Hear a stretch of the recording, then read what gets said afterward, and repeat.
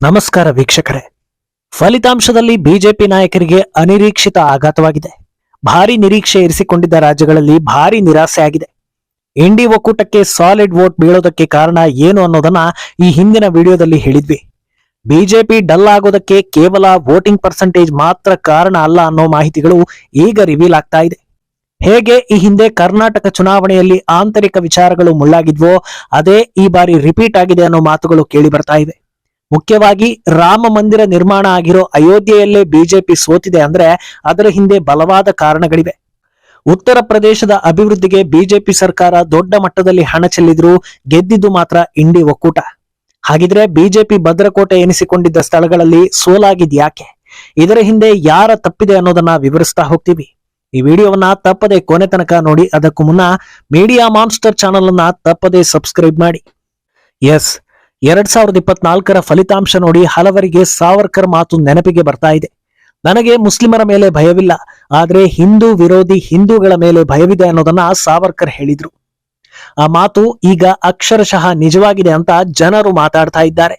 ಈಗ ಇದೆಲ್ಲದರಿಂದ ಆಚೆಗೆ ಉತ್ತರ ಪ್ರದೇಶದ ಹೀನಾಯ ಪರಿಸ್ಥಿತಿಗೆ ಕಾರಣ ಏನು ಅನ್ನೋ ಚರ್ಚೆ ಆಗ್ತಾ ಇದೆ. ಈ ವೇಳೆ ಸಿಎಂ ಯೋಗಿ ಆದಿತ್ಯನಾಥ್ ಹಾಗೂ ಹೈಕಮಾಂಡ್ ನಡುವೆ ಜಟಾಪಟಿ ಇತ್ತು ಅನ್ನೋ ಸುದ್ದಿ ಕೂಡ ಹರಿದಾಡೋದಕ್ಕೆ ಶುರುವಾಗಿದೆ. ಯುಪಿ ಸಿಎಂ ಯೋಗಿಯನ್ನ ಹದ್ದು ಬಸ್ನಲ್ಲಿ ಇಡಬೇಕು ಅನ್ನೋ ಹುನ್ನಾರ ಪಕ್ಷದ ಒಳಗೆ ನಡೆದಿತ್ತು ಅನ್ನೋ ಆರೋಪಗಳು ಕೇಳಿ ಬರ್ತಾ ಇವೆ. ಬಿಜೆಪಿಯಲ್ಲಿನ ಟಿಕೆಟ್ ಆಕಾಂಕ್ಷಿಯೊಬ್ಬರು ಯೋಗಿಯನ್ನ ಭೇಟಿಯಾಗಿ ಸಹಾಯ ಕೇಳಿದಾಗ ಯೋಗಿ ನೀಡಿದ್ದ ಉತ್ತರವೇ ಇದಕ್ಕೆ ದೊಡ್ಡ ಸಿಗ್ನಲ್ ಕೊಟ್ಟಿತ್ತು. ಈಗ ಅದು ರಿಸಲ್ಟ್ ನಲ್ಲಿ ಬಯಲಾಗಿದೆ ಅಂತ ಚರ್ಚೆ ಶುರುವಾಗಿದೆ. ಬಿಜೆಪಿಯ ಹಿರಿಯ ನಾಯಕರು ಹಾಗೂ ಟಿಕೆಟ್ ಆಕಾಂಕ್ಷಿಯಾಗಿದ್ದ ಒಬ್ಬ ವ್ಯಕ್ತಿ ಟಿಕೆಟ್ ಹಂಚಿಕೆಗೂ ಮೊದಲು ನನ್ನ ಹೆಸರು ರೆಫರ್ ಮಾಡಿ ಅಂತ ಸಿಎಂ ಯೋಗಿ ಬಳಿ ಕೇಳಿರ್ತಾರೆ.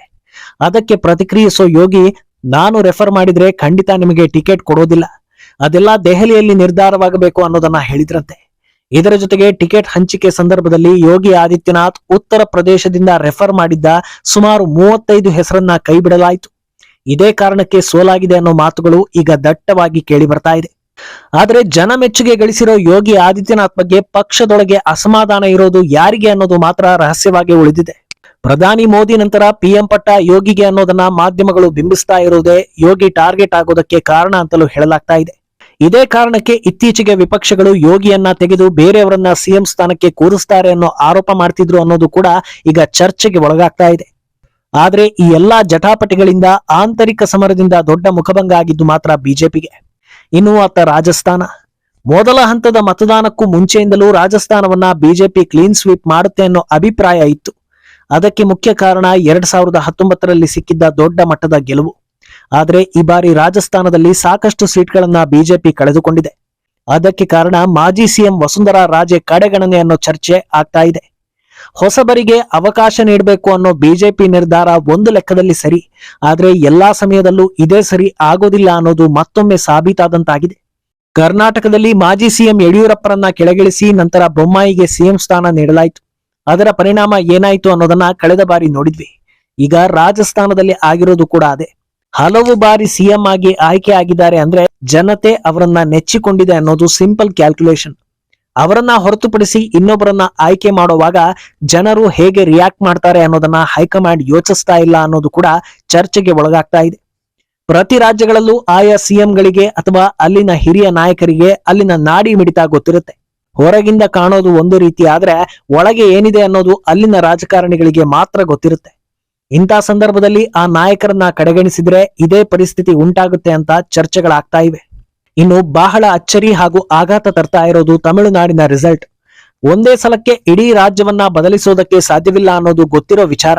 ಆದ್ರೆ ಅಲ್ಲಿ ಅಣ್ಣಾಮಲೈ ಹಾಕಿದ್ದ ಶ್ರಮ, ಬಂದಿದ್ದ ಪ್ರತಿಕ್ರಿಯೆ ಇದೆಲ್ಲವನ್ನ ನೋಡಿದಾಗ ಕೊನೆ ಪಕ್ಷ ಅವರಾದ್ರೂ ಗೆಲ್ಲಬೇಕಿತ್ತು, 4 ಸೀಟ್ಗಳಾದ್ರೂ ಬರಬೇಕಿತ್ತು. ಆದ್ರೆ ಅಲ್ಲಿ ಆಗಿದ್ದೇ ಬೇರೆ. ಬರೋಬ್ಬರಿ 39 ಸೀಟ್ ಡಿಎಂಕೆಗೆ ಬಂದಿದೆ. ಅರ್ಥಾತ್ ಅಲ್ಲಿನ ಜನರು ಆ ಪಕ್ಷವನ್ನ ಬಿಟ್ಟು ಬೇರೆ ಪಕ್ಷಗಳ ಬಗ್ಗೆ ಯೋಚನೆ ಮಾಡೋದಿಲ್ಲ ಅನ್ನೋದು ಮತ್ತೆ ಸಾಬೀತಾಗಿದೆ. ಯಾಕಂದ್ರೆ ಉದಯನಿಧಿ ಸ್ಟಾಲಿನ್ ಸನಾತನ ಧರ್ಮವನ್ನ ನಾಶ ಮಾಡ್ತೀನಿ ಅಂದಾಗ್ಲೂ ಯಾರಿಗೂ ಏನು ಅನ್ನಿಸ್ಲಿಲ್ಲ. ಡಿಎಂಕೆ ಡ್ರಗ್ಸ್ ಪ್ರಕರಣದಲ್ಲಿ ರೆಡ್ ಹ್ಯಾಂಡೆಡ್ ಆಗಿ ಸಿಕ್ಕಿಬಿದ್ದಾಗ್ಲೂ ಯಾರಿಗೂ ಏನು ಅನ್ನಿಸ್ಲಿಲ್ಲ. ಡಿಎಂಕೆ ನಾಯಕರ ಹಗರಣಗಳು ಪಿನ್ ಟು ಪಿನ್ ಹೊರಬಂದಾಗ್ಲೂ ಯಾರಿಗೂ ಏನು ಅನ್ನಿಸ್ಲಿಲ್ಲ. ಅಂತ ರಾಜ್ಯಕ್ಕೆ ಪದೇ ಪದೇ ಮೋದಿ ವಿಸಿಟ್ ಮಾಡಿದ್ರು. ದೊಡ್ಡ ಮಟ್ಟದ ನಿರೀಕ್ಷೆಗಳೊಂದಿಗೆ ಹೆಚ್ಚಿನ ಶ್ರಮ ಹಾಕಿದ್ರು. ಈ ವೇಳೆ ಅವರು ಇತರೆ ರಾಜ್ಯಗಳ ಕಡೆ ಗಮನವನ್ನ ಕಡಿಮೆ ಮಾಡಿದ್ದು ಕೂಡ ಎಫೆಕ್ಟ್ ಆಯ್ತು ಅಂತ ಹೇಳಲಾಗ್ತಾ ಇದೆ. ಡಿಎಂಕೆ ಅಧಿಕಾರಕ್ಕೆ ಬಂದಾಗಿನಿಂದ ವಿಪಕ್ಷದ ಕೆಲಸ ಮಾಡ್ತಾ ಇರೋದು ಅಣ್ಣಾಮಲೈ ನೇತೃತ್ವದ ಬಿಜೆಪಿ. ಆದ್ರೆ ತಮಿಳುನಾಡಲ್ಲಿ ವೋಟ್ ಶೇರಿಂಗ್ ಲೆಕ್ಕದಲ್ಲಿ ಎರಡನೇ ದೊಡ್ಡ ಪಾರ್ಟಿ ಆಗಿರೋದು ಎಐಎಡಿಎಂಕೆ. ಅರ್ಥಾತ್ ನೀವೇನೇ ತಿಪ್ಪರ್ಲಾಗ ಹಾಕಿದ್ರು ಕೆಲಸ ಮಾಡ್ಲಿ ಮಾಡದೇ ಇರ್ಲಿ ನಮಗೆ ಇದೇ ಪಕ್ಷಗಳು ಬೇಕು ಅನ್ನೋದನ್ನ ಜನರು ಹೇಳಿದ್ದಾರೆ. ಇದೆಲ್ಲದರ ಜೊತೆಗೆ ಬಿಜೆಪಿ ಮಾಡಿಕೊಂಡ ಪ್ರಮುಖ ಎಡವಟ್ಟುಗಳು ಯಾವುದು ಅನ್ನೋದು ಕೂಡ ಚರ್ಚೆ ಆಗ್ತಾ ಇದೆ. ಮೊದಲನೆಯದ್ದು, ಬಿಜೆಪಿ ಯಾವುದೇ ಫ್ರೀ ಘೋಷಣೆ ಮಾಡಲಿಲ್ಲ ಅನ್ನೋದು. ಉಚಿತ ನೀಡೋದು ತಪ್ಪು. ಅಭಿವೃದ್ಧಿ ಆಗಬೇಕು ಅಂದ್ರೆ ಉಚಿತಗಳಿಂದ ಸಾಧ್ಯವಿಲ್ಲ ಅನ್ನೋದು ನಿಜವೇ. ಆದ್ರೆ ಭಾರತದಂತ ದೇಶಕ್ಕೆ ಬರೀ ಅಭಿವೃದ್ಧಿ ಸಾಕಾಗೋದಿಲ್ಲ. ಇಲ್ಲಿ ಉಚಿತ ಬೇಡ ಅನ್ನೋ ಜನರಲ್ಲಿ ಸಾಕಷ್ಟು ಜನ ವೋಟ್ ಹಾಕೋದಿಲ್ಲ. ತಪ್ಪದೆ ವೋಟ್ ಹಾಕೋ ಜನರಿಗೆ ಬೇಕಾಗಿರೋದು ಉಚಿತ ಕೊಡುಗೆಗಳು. ಆದ್ರಿಂದ ಕಾಂಗ್ರೆಸ್ ರೀತಿ ಅಲ್ಲದೆ ಇದ್ರೂ ಕೆಲವೊಂದು ಉಚಿತ ಘೋಷಣೆ ಮಾಡಿದ್ರೆ ಇನ್ನೊಂದಷ್ಟು ಸೀಟ್ಗಳು ಬರ್ತಾ ಇದ್ವೇನೋ ಅನ್ನೋ ಲೆಕ್ಕಾಚಾರಗಳು ನಡೀತಾ ಇದೆ. ಇದರ ನಂತರ ಇನ್ನೊಂದು ತಪ್ಪು ಅಂದ್ರೆ ಅದು ಮೈತ್ರಿಯಲ್ಲಿ ನಿರ್ಲಕ್ಷ್ಯ ಮಾಡಿದ್ದು. ಪಂಜಾಬ್ನಲ್ಲಿ ಅಕಾಲಿ ದಳ, ತಮಿಳುನಾಡಲ್ಲಿ ಎಐಎಡಿಎಂಕೆಯನ್ನ ಕಡೆಗಣಿಸಿದ್ದು ಬಿಜೆಪಿಗೆ ಮುಳುವಾಯಿತು ಅಂತ ಹೇಳಲಾಗ್ತಾ ಇದೆ. ಈ ಪಕ್ಷಗಳ ಜೊತೆಗಿನ ಮೈತ್ರಿಗೆ ಆಸಕ್ತಿ ತೋರದೇ ಇದ್ದಿದ್ದಕ್ಕೆ ಭವಿಷ್ಯದ ದೃಷ್ಟಿಯ ನಾನಾ ಕಾರಣಗಳು ಇರಬಹುದು. ಆದ್ರೆ ಚುನಾವಣೆ ಗೆಲ್ಲೋದಕ್ಕೆ ಈ ಮೈತ್ರಿ ಅವಶ್ಯಕವಾಗಿತ್ತು. ಆದ್ರೆ ಬಿಜೆಪಿ ಇಲ್ಲಿ ಎಡವಿದೆ ಅಂತ ವ್ಯಾಖ್ಯಾನಿಸಲಾಗ್ತಾ ಇದೆ. ಇನ್ನೊಂದೆಡೆ ಉತ್ತರ ಪ್ರದೇಶ ಹಾಗೂ ರಾಜಸ್ಥಾನದ ಜೊತೆಗೆ ಹರಿಯಾಣದಲ್ಲೂ ಸರಿಯಾದ ಕ್ಯಾಂಡಿಡೇಟ್ ಗಳನ್ನ ಹಾಕಿರಲಿಲ್ಲ ಅನ್ನೋದು ಕೂಡ ಈಗ ಬೆಳಕಿಗೆ ಬರ್ತಾ ಇದೆ. ಇದರ ಜೊತೆಗೆ ಪ್ರಜ್ವಲ್ ರೇವಣ್ಣ ಲೈಂಗಿಕ ಪ್ರಕರಣದ ಬಗ್ಗೆ ಮೊದಲೇ ಗೊತ್ತಿದ್ರು ಅದನ್ನ ಹಗುರವಾಗಿ ಪರಿಗಣಿಸಿದ್ದು ಸೋಲಿಗೆ ಕಾರಣವಾಯಿತು ಅಂತ ಹೇಳಲಾಗ್ತಾ ಇದೆ. ಇನ್ನು ಈ ಸಾಧಾರಣ ಗೆಲುವಿಗೆ ಕಾರಣ ಯಾರು ಅಂತ ಹುಡುಕ್ತಾ ಹೋದ್ರೆ ಪ್ರಮುಖವಾಗಿ ಕಾಣೋದು ಮೋದಿ. ನರೇಂದ್ರ ಮೋದಿ ಹಾಗೂ ಅಮಿತ್ ಶಾ ಮುಖ ನೋಡಿಕೊಂಡು ಬಿಜೆಪಿ ಗೆಲ್ಲುವ ಮಟ್ಟಿಗೆ ಸೀಟ್ಗಳು ಹಾಗೂ ವೋಟ್ಗಳು ಬಂದಿವೆ ಅನ್ನೋದನ್ನ ಹೇಳಲಾಗ್ತಾ ಇದೆ. ಇದು ಪಕ್ಷದ ತಪ್ಪುಗಳಾದ್ರೆ ಚುನಾವಣೆಯನ್ನ 44 ದಿನಗಳ ಕಾಲ ಡ್ರ್ಯಾಗ್ ಮಾಡಿದ್ದು ಕೂಡ ಈ ಅನಿರೀಕ್ಷಿತ ಫಲಿತಾಂಶಕ್ಕೆ ಕಾರಣ ಅಂತ ಹೇಳಲಾಗ್ತಾ ಇದೆ. 1952ರ ಬಳಿಕ ಇದೇ ಮೊದಲ ಬಾರಿಗೆ ಚುನಾವಣೆಯನ್ನ ಇಷ್ಟು ದಿವಸಗಳ ಕಾಲ ಎಳೆದಿರೋದು. ಇದು ಜನರ ಮನಸ್ಸನ್ನ ಬೇರೆ ಬೇರೆ ಕಡೆಗೆ ತಿರುಗಿಸುವಷ್ಟು ಸಮಯ ಮಾಡಿಕೊಟ್ಟಂತಾಯ್ತು ಅಂತ ಹೇಳಲಾಗ್ತಾ ಇದೆ. ಇನ್ನು ಈ ಬಾರಿಯ ವೋಟಿಂಗ್ ನಲ್ಲಿ ಮುಸ್ಲಿಮರ ಮತಗಳು ಒನ್ ಸೈಡೆಡ್ ಅನ್ನೋದು ಗೊತ್ತಾಗಿದೆ. ಇಂಡಿ ಒಕ್ಕೂಟಕ್ಕೆ ಮುಸ್ಲಿಮರು ವೋಟ್ ಮಾಡೋದಕ್ಕೆ ಕಾರಣ ಕೂಡ ಸೋಷಿಯಲ್ ಮೀಡಿಯಾದಲ್ಲಿ ಹರಿದಾಡ್ತಾ ಇದೆ.